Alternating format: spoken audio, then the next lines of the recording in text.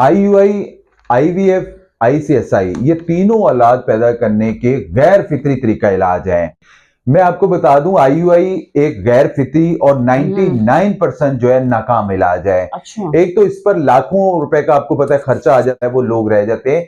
हमारे पास अल्हम्दुलिल्लाह 99.9% कामयाब इलाज है, क्योंकि ये हमारा इलाज जो है ये हिकमत का इलाज हमारे नबियों से भी चलता आ रहा है। मैंने आपकी एक वीडियो देखी थी जिसमें आई थिंक एक जोड़े की 25 साल बाद आई जी थिंक जी जी जी 25 साल बाद औलाद हुई 32 साल बाद 32 साल बाद 32 साल बाद औलाद हुई थी।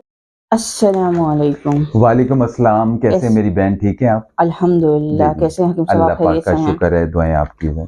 अच्छा हकीम साहब, सबसे पहले तो अपना थोड़ा सा इंट्रोडक्शन और एड्रेस गाइड कर दीजिएगा। जी बिस्मिल्लाहिर्रहमानिर्रहीम। अस्सलाम वालेकुम ख़वातीन व हज़रात, मेरा नाम हर्बलिस्ट अली आज़म है और मैं अरसा 20 साल से बतौर हर्बलिस्ट अपनी खिदमत सर अंजाम दे रहा हूँ।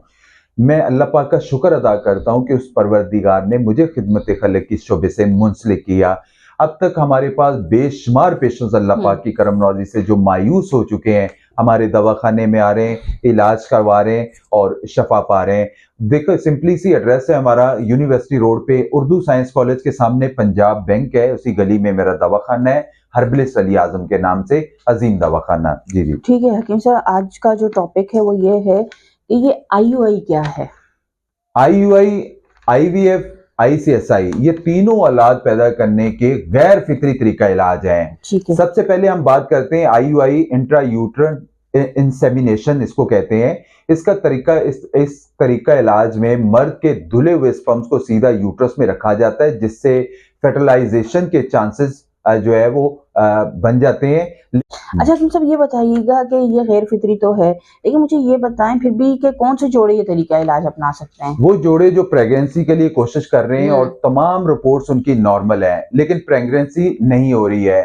सर्वाइकल इशू, जिन औरतों की वजाइना अपर यूट्रस को मिलाने वाली सर्वाइकल या नाली में कोई भी सर्विकल प्रॉब्लम इशू आ जाता है, मेंसेस सर्कल में बिगाड़ जिसको हम ओव्यूलेटरी डिसफंक्शन कहते हैं, इजैकुलेटरी डिसफंक्शन यानी मर्द के सिमन या जरासीम से जो है वो जगह उस जगह नहीं पहुंच पाते हैं, लो स्पर्म्स मोटाइलिटी में भी यानी स्पर्म्स बहुत देखा जाता है। इस तरीका इलाज के लिए जरूरी है कि औरत के फिल्पाइन ट्यूब जो है वो ओपन हो। अगर ट्यूब्स बंद हैं तो IVF करवाना पड़ता है। ये 2 से 3 जो हफ्ते का आपको पता है प्रोसेस होता है। इसमें डॉक्टर आपको बार बार बुला के आपकी ओवरी चेक करते हैं, उसके अलावा फॉलिकल्स चेक करते हैं, कोई सिस्ट तो नहीं है या उसमें कोई वर्म तो नहीं है, तो बार बार वो उसका करते हैं। लेकिन इसका हर्बल में कामयाब इलाज है, मेडिकल में इसका कोई कामयाब इलाज नहीं है।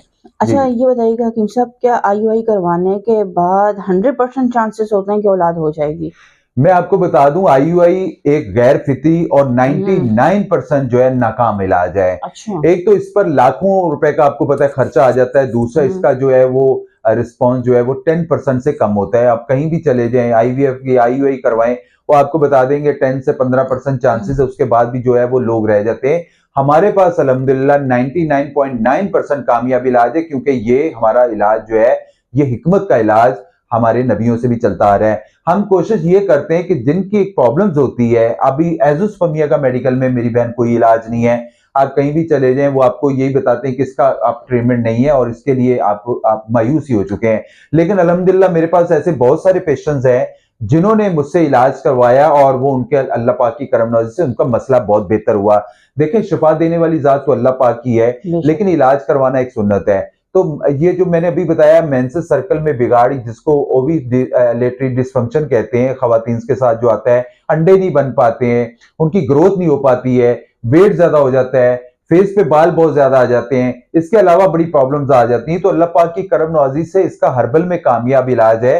IUI, IVF, ICSI ये नाकाम इलाज है। इससे अच्छा है कि लाखों रुपए खर्च करने के बजाय आप किसी हकीम के पास जाएं, वो आपको सस्ते में आपका इलाज करेगा और प्रॉपर्ली आपका ट्रीटमेंट और कोई सॉरी हकीम साहब, मैं आपकी बात काट दूं, किसी हकीम के पास ना जाएं, एक ऑथेंटिक हकीम के पास जाएं। बिल्कुल, आप लोग ये वीडियो देख के कहेंगे हकीम साहब ने कहा था किसी भी हकीम के पास चले जाएं, तो भाई किसी भी हकीम के पास नहीं जाना है। एक बिल्कुल रिसर्च करके जाएं, एक अच्छे हकीम के पास जाएं। मैंने मेरी बहन यही तो कहा है कि अब लोग तो माशाल्लाह हमारी कौम इतनी पढ़ी लिखी हो चुकी है अल्हम्दुलिल्लाह कि हर चीज को वो फेस करना जानते हैं। उनको ये भी पता है कि कौन सी जगह पे हमने जाना है और हमने क्या करना है। अभी किसी बच्चे को आप बोल देंगे कि ये काम करना है, वो फौरी नेट पे जाएगा और फौरी सर्च करेगा कि इसके क्या है, इसके फंक्शन क्या है, इसकी जो वो हर चीज को उसको समझ आ जाती है। तो अल्हम्दुलिल्लाह लोग जानते हैं। आजकल वो जो मीम हकीम खतरा जान जिनको कहा जाता था, वो अब आजकल बंद हो चुके हैं। अच्छा। और वो काम करना वैसे ही छोड़ चुके हैं, क्योंकि आजकल बहुत ज्यादा पढ़ा लिखा है जो तबीब है अल्हम्दुलिल्लाह, बहुत सारे हर्बलिस्ट ऐसे हैं, बहुत सारे ऐसे लोग हैं जो बहुत अच्छे काम कर रहे हैं, और अल्हम्दुलिल्लाह लोग जा रहे हैं और अपना जो है वो उनके मसले मसाइल बेहतर हो रहे हैं। तो ऐसा ही है हमारे पास, यकीन करें मेरी बहन, बहुत सारे लोग आते हैं ना, ठीक होते हैं, वो दूसरे लोगों को बताते हैं कि आप भी वहां जाएं, अपना इलाज करवाएं। हर चीज का देखिए इलाज अल्लाह पाक की तरफ से कामयाब, लेकिन हर्बल इलाज एक कामयाब इलाज है, शफा देने वाली जात जो है वो अल्लाह पाक की है। अच्छा हकीम साहब, मैंने मतलब ये IUI तो आई थिंक सेकंड ऑप्शन होता है, जो सबसे लास्ट ऑप्शन होता है IVF। लेकिन मैंने आपकी एक वीडियो देखी थी जिसमें आई थिंक एक जोड़े की 25 साल बाद आई थिंक 25 साल बाद औलाद हुई, 32 साल बाद औलाद हुई थी, और आई थिंक वो 3 बार IVF के प्रोसेस से गुजर चुके। अच्छा, मेरी बहन उसकी जो उसकी एज थी वो माशाल्लाह 58 एज में, और उनकी वाइफ की एज जो है वो 39 है। अच्छा, इसके लिए मेरी बहन एक चीज बताऊं वाज़ेह, कि खवातीन जो है वो आपको माशाल्लाह खुद भी जानती हैं कि औरतों की जो 35 से लेके 45 तक औरतों को मेनोपॉइज़म हो जाता है, उसके बाद तो चांसेस ही नहीं होते कि अंडे बनना बंद हो जाते हैं। लेकिन हमारी कोशिश होती है कि हम उनको ऐसी दवा दें जिसमें अंडे उनके मैच्योरपन हो और एक्स फॉर्म में आए। इसी तरह मर्द जो है ना, मर्द के अंदर अल्लाह पाक ने 4 शादियां को तो वैसे रखा हुआ है, लेकिन वो भी अगर उनको सही तरीके से चलाएं तो क्या है कि उनको ज्यादा वो 100 साल तक भी औलाद पैदा कर सकते हैं। और हमारे पास ऐसे पेशेंट्स हैं अल्लाह पाक की करम मेरी बहन, मेरे पास अभी एक 92 के एज का एक मेरे पास पेशेंट है जिन्होंने अभी अल्लाह ताला ने जिनको औलाद से नवाजा है। ऐसे और भी हमारे पास बड़े अच्छे अच्छे लोग हैं, लेकिन उनका नाम लेना मुनासिब नहीं समझते। उनको 85 में भी अल्लाह ताला ने औलाद दी है। तो अल्लाह पाक की करम नवाजी से हर्बल एक कामयाब इलाज है। बिल्कुल। और हकीम साहब, आप उस वीडियो का लिंक मुझे जरूर दीजिएगा, वो मैं डिस्क्रिप्शन में डाल दूंगी। मैं जरूर दूंगा मेरी बहन। जो है आप लोग जिन लोगों को कोई डाउट्स होंगे थोड़ा बहुत, जिनके जो अपना माइंड क्लियर करना चाह रहे होंगे, वो हकीम साहब की वीडियो देखिएगा। उसमें उन्होंने पूरा जो है वो इंटरव्यू दिया हुआ है और उन्होंने पूरी डिटेल्स प्रोवाइड की है माशाल्लाह से, किस तरीके से हकीम साहब ने उनका ट्रीटमेंट किया है। अच्छा हकीम साहब, लास्ट में एक बार दोबारा से बता दीजिएगा, ये तो औलाद वाला मसला हो गया, इसके अलावा आप किन किन बीमारियों का इलाज करते हैं, और एक बार दोबारा एड्रेस भी गाइड कर दीजिएगा।